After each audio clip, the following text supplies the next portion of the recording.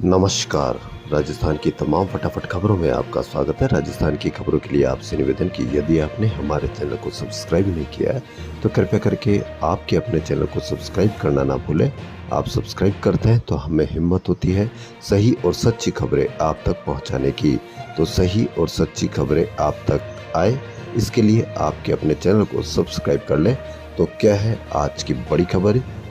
जलदाय और भूजल विभाग में ट्रांसफर पॉलिसी का ड्राफ्ट तैयार है। जी हां, ट्रांसफर पॉलिसी के लिए हर कर्मचारी, हर विभाग परेशान रहता है।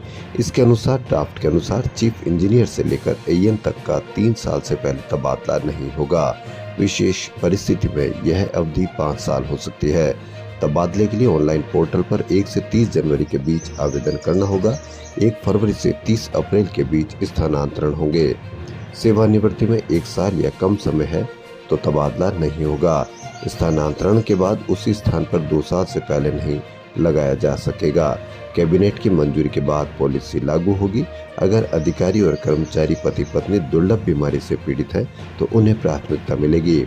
शासन सचिव डॉक्टर समित शर्मा का कहना है कि ड्राफ्ट तैयार है, इसे मंजूरी के लिए सरकार के पास भेजा जाएगा। एकल पदों पर प्रावधान लागू नहीं होंगे। इसके अलावा डार्क जोन के कर्मचारियों को प्राथमिकता दी जाएगी। छात्र संघ चुनाव की मांग को लेकर शुक्रवार को राजस्थान विश्वविद्यालय में छात्रों ने प्रदर्शन किया। इस दौरान उन्होंने नारेबाजी करते हुए आरयू परिसर में रैली निकाली। सेंट्रल लाइब्रेरी से रैली निकालते हुए आरयू के मुख्य द्वार पहुंचे। जेलन मार्ग पर आना चाहते थे लेकिन रोक लिया। इस दौरान पुलिस और छात्रों के बीच धक्का मुक्की हुई। इसके बाद पुलिस ने उन्हें खदेड़ दिया। प्रदर्शन करने वाले छात्रों ने कहा कि सरकार को छात्र संघ चुनाव की घोषणा करनी चाहिए। पिछले साल भी चुनाव नहीं हुए थे और सरकार इस साल भी चुनाव कराने की घोषणा नहीं कर रही है। चुनाव कराए जाने से छात्रों को राजनीति में आगे बढ़ने का मौका मिलता है। उन्होंने सरकार को चेतावनी दी कि सरकार ने यदि चुनाव कराने की घोषणा नहीं की तो आंदोलन को तेज किया जाएगा।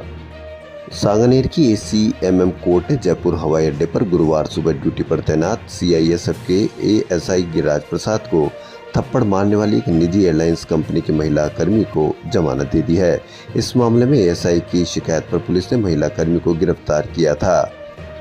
आरोपी महिला के अधिवक्ता दीपक चौहान ने अदालत को बताया कि एएसआई का निजी एयरलाइंस कंपनी की महिला कर्मी के साथ किया गया कृत्य उसकी राजकीय ड्यूटी का हिस्सा नहीं था। वहीं महिला कर्मी ने भी एएसआई के खिलाफ रिपोर्ट दर्ज कराई है। जयपुर के चित्रकूट इलाके में स्टेडियम के पास शुक्रवार रात राष्ट्रीय करणी सेना के कार्यालय में श्री राजपूत करणी सेना के अध्यक्ष महिपाल मकराना पर हमला हो गया। हालांकि इसे 2 गुटों की झड़प बताया जा रहा है। झड़प में एक पक्ष ने फायरिंग भी की। पुलिस कुछ लोगों को हिरासत में लेकर पूछताछ कर रही है। दोनों पक्ष एक दूसरे पर फायरिंग का आरोप लगा रहे हैं। पुलिस को मौके पर एक गोली का खोल भी मिला है। पुलिस वीडियो सीसीटीवी की फुटेज खंगाल रही है। जांच के बाद ही पता चलेगा कि गोली किस पक्ष ने चलाई। वहीं जयपुर से अलवर जा रहे भाजपा नेता यासीन खान की गुरुवार रात 7-8 बदमाशों ने नारायणपुर थाना क्षेत्र के विजयपुरा गांव में कुल्हाड़ी हथौड़े मारकर बेरहमी से हत्या कर दी। यासीन 2 अन्य लोगों के साथ कार में आ रहे थे। घाटा नारायणपुर बाईपास पर 2 एसयूवी में सवार हमलावरों ने उन्हें बाहर खींच लिया और ताबड़तोड़ वार किए। इस दौरान यासी के साथी एडवोकेट जितेंद्र की कनपट्टी पर पिस्तौल तान दी। दूसरा साथी परमेंद्र भाग छूटा। सांगानेर में 300 बेडेड सैटेलाइट अस्पताल के लिए जमीन आवंटित की फाइल जेडीए राज्य सरकार को भेजेगा। ये निर्णय जेडीसी मंजू राजपाल की अध्यक्षता में शुक्रवार को जेडीए में आयोजित एलपीसी मीटिंग में लिया गया। गौरतलब है कि मुख्यमंत्री बचनलाल शर्मा ने 6 जुलाई को शहर के दौरे के दौरान खुली जेल के पास बनने वाले अस्पताल के लिए मौके का दौरा किया था।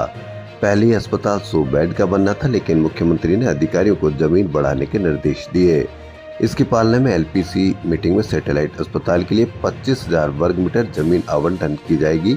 इससे पहले 21,948 वर्ग मीटर भूमि आवंटन का प्रस्ताव सरकार को भेजा था। नालसा के निर्देश पर रालसा की ओर से प्रदेश भर में शनिवार को हाई कोर्ट सहित ट्रायल कोर्ट में दूसरी राष्ट्रीय लोक अदालत आयोजित की जाएगी। लोक अदालत का शुभारंभ राजस्थान हाई कोर्ट में सुबह 10 बजे किया जाएगा। रालसा के सदस्य सचिव हरिओम अत्रे ने बताया कि मामलों के निस्तारण के लिए 512 बेंचें बनाई गई है। लोक अदालत में निस्तारण के लिए प्री लिटिगेशन व पेंडिंग के 10 लाख से ज्यादा केसों को चिन्हित किया गया है। इसके अलावा हाईकोर्ट की जोधपुर मुख्य पीठ में पेंडिंग 2000 केस, व जयपुर पीठ में पेंडिंग 2713 केसों को चिन्हित कर राष्ट्रीय लोक अदालत में रखा गया है। लोक अदालत में राजीनामा हो सकने वाले सिविल, आपराधिक सेवा, श्रम, मोटर दुर्घटना, पारिवारिक, गैर सरकारी शैक्षणिक संस्थान सहित अन्य प्रकृति के मुकदमों को चिन्हित किया गया है। हेरिटेज नगर निगम की स्वास्थ्य शाखा ने कचरा फैलाने और सिंगल यूज प्लास्टिक के खिलाफ शुक्रवार को कार्रवाई की। प्लास्टिक यूज करने वालों से 44,600 रुपए का कैरिंग चार्ज वसूला गया। राज्य के युवाओं में डिजिटल साक्षरता को प्रोत्साहित करने के उद्देश्य से RKCL की ओर से जुलाई माह में प्रवेशित लर्नर के लिए प्रोत्साहन योजना की घोषणा की है। RKCL के मार्केटिंग हेड अभय शंकर ने बताया कि इस योजना के अंतर्गत जुलाई माह में RCIT कंप्यूटर कोर्स में प्रवेश लेने वाले छात्रों को 20,000 रुपए तक की प्रोत्साहन राशि जीतने का मौका दिया जाएगा। श्याम प्रभु का दरबार हो तो उससे बढ़ के क्या बात हो सकती है। तो श्याम प्रभु के दरबार में आमतौर पर भजन संध्या ही होती है। पहली बार ऐसा होगा जब खाटू नरेश के दरबार में भजन गूंजने से पहले 4 निर्धन कन्याओं की शहनाइयां गूंजेगी और समाज बंधु मिलकर पाणी ग्रहण संस्कार करवाएंगे। खाटू वाले के दरबार में होने जा रहा ये सामूहिक विवाह कार्यक्रम शिव शक्ति नव युवक मंडल संस्थान की ओर से सोमवार को हीदा की मोरी में रखा गया है, जिसमें जरूरतमंद परिवारों की 4 बेटियों का सामूहिक विवाह किया जाएगा। इससे पहले सुबह 9:15 बजे गोरने रोड स्थित राधा कृष्ण मंदिर से गाजीबाजी के साथ दूल्हों की सामूहिक बारात रवाना होगी। ऑल इंडिया रेलवे फेडरेशन के आह्वान पर उत्तर पश्चिम रेलवे के जयपुर सहित 4 मंडलों सहित प्रदेश भर में शुक्रवार को प्रदर्शन किया गया। NCJCA के सेक्रेटरी शिव गोपाल शर्मा ने 12 जुलाई 1960 में शहीद हुए रेल कर्मियों को श्रद्धांजलि देकर इस दिन को OPS दिवस के रूप में मनाने का आह्वान किया और देश भर में पुरानी पेंशन बहाली के लिए प्रदर्शन करने के लिए कहा गया, जिसके बाद north western railway employees union के महामंत्री मुकेश माथुर ने जयपुर सहित 4 मंडलों में सभी स्टेशनों और कार्यालयों में प्रदर्शन करने के निर्देश दिए।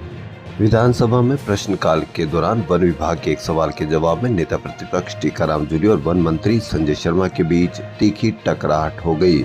वन मंत्री ने जूली को कहा कि नेता प्रतिपक्ष को हर प्रश्न पर खड़े होने की आदत सी हो गई है। इस पर टीकाराम जूली नाराज हो गए और बोले कि ये अधिकार है, मंत्री मेरी तरफ उंगली कर रहे हैं। दोनों ही नेता उलझ पड़े।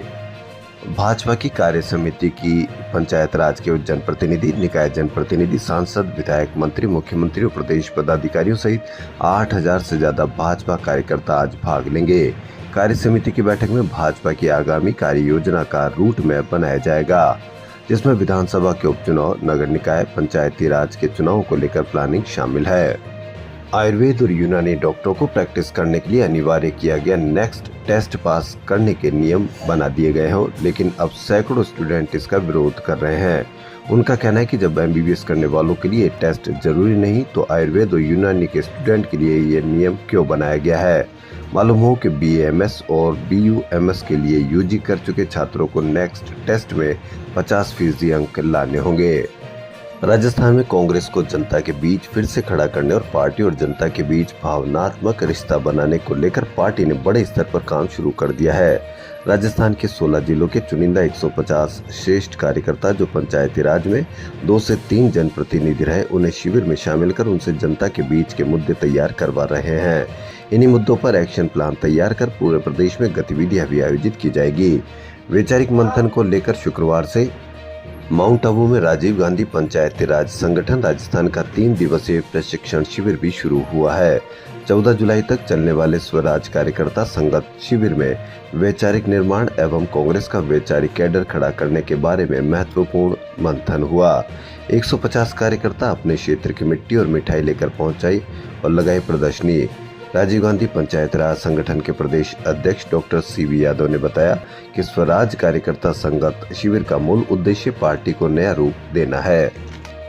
राजस्थान की भजनलाल सरकार ने बजट घोषणा में राजस्थान में पहली बार नो ग्रीन फील्ड एक्सप्रेसवे बनाने की घोषणा की है।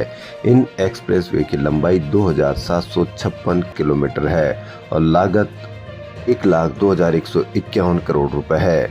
इनकी खासियत यह है कि कई जगह यह यात्रा का समय घटकर आधा हो जाएगा। इसका कारण अभी तक राजस्थान में स्टेट और नेशनल हाईवे एक्सप्रेसवे पहली बार बनाए जाएंगे। जयपुर शहर में मेट्रो फेज 2 की DPR बनने के बाद भी काम नहीं होने का मुद्दा शुक्रवार को विधानसभा में उठा। प्रश्नकाल के दौरान सिविल लाइन से भाजपा विधायक गोपाल शर्मा ने कहा कि 2014 से मेट्रो का काम बकाया है, डीपीआर बन गई लेकिन अमली जामा नहीं पहनाया गया। पिछली सरकार को अनुमोदन करने लायक विषय नहीं मिला था। वर्तमान सरकार ने अम्बाबाड़ी से विद्याधर नगर तक काम बढ़ा दिया है, तो क्या नए सिरे से काम होगा या पहले की तरह ही चलेगा? इस पर यूडीएच मंत्री झाबर सिंह खर्रा ने कहा कि जयपुर मेट्रो ने संभावित मार्गों पर विस्तार के लिए सर्वे डीपीआर के लिए ट्रैफिक ट्रांसपोर्ट सलाहकार की नियुक्ति हेतु 6 जुलाई को निविदा जारी कर दी है। सलाहकार द्वारा डीपीआर बनाई जाएगी। जनप्रतिनिधियों की ओर से आए सुझावों को भी डीपीआर में शामिल करवाया जाएगा। मानसून सीजन का पहला दौर गुरुवार को पूरा हो गया। अब एक नए जयपुर जिले में 141 मिलीमीटर बारिश दर्ज हुई, जो दूदू, कोटपुतली, जयपुर ग्रामीण से 22% से 85% तक कम है। राजस्थान रोडवेज को BS6 मॉडल 340 बसों में से 31 बसें अगले 30 दिनों में मिल जाएगी, क्योंकि रोडवेज को अब तक 31 बसों के चेसिस ही मिले हैं।